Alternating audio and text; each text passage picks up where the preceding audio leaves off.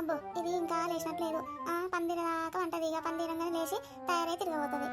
అత్తమ్మ, ఓ అత్తమ్మ, లేచి ముఖం కడుక్కోపోయినా షాయి పట్టు పోసుకొస్తా. అగో ఏమైంది అత్తమ్మ, ముఖం అంతా గట్ల పెట్టుకున్నావు? ముఖము ఎట్లా పెట్టుకోలేదే. ఇక ఏం చెప్పండి, రాత్రి నుంచి జ్వరం వచ్చి పాడైంది. సురుసుగా కాలుతుంది.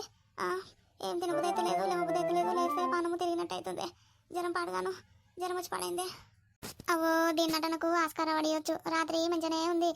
ఇక పొద్దుగాల లేవు అనేసరికి జ్వరం వస్తుంది, నడుము వస్తుంది, కాలు గుంస్తున్నాయి అంటది. ఇక జ్వరం సేపు కానీ మొత్తం సింగులు చెక్కి ముచ్చటపోతుంది అమ్మలాడి. అయ్యో అవునా అత్తమ్మ, జ్వరం వచ్చిందా? అయితే ఇక నోట్లో నీళ్ళు పోసుకొని బుక్కల నుంచి ఉంచు. ఇందా షాయి పట్టన్నది ఇస్తా. చూసినవా యాడిది? జ్వరం వచ్చింది అంటే మరి అత్తమ్మ ఎట్లుంది అని అడుగుతలేదు. అవునా అని తింపుతుంది. ఇది టిక్కులాడి, మామూలుది కాదు. ఈ ఆడిది నోట్లే నీళ్ళు పోసుకొని ఉంచత్తమ్మ షాయి తెస్తా అంటుంది. ఎంత దింపుతుంది టిక్కులాడి. ఇక అది చెప్తేనే నేను నోట్లో నీళ్ళు పోసుకొని నోరు కడుక్కున్నట్టు చేస్తుంది ఇది. లేకపోతే అట్లనే పాసినట్టు తాగుతున్నాను రోజు. అబ్బా దీని దొబ్బమ్మకంలో చెప్పు. దీనికి ఎన్ని రోజులు సేవలు చేయనో ఏమో. ఇది పందిరి దాకా ఒక లెక్క ఉంటుంది, పందిరినాక ఒక లెక్క ఉంటుంది. దీని యాక్టింగ్ చల్లకుండా ఎన్ని రోజులు చేస్తే యాక్టింగ్. ఏ బాడుకో, సిగ్గున్నావురా? సాయి సాయని గాడి లెక్క ఎగురుతున్నావు. పండ్లు తోమినావురా?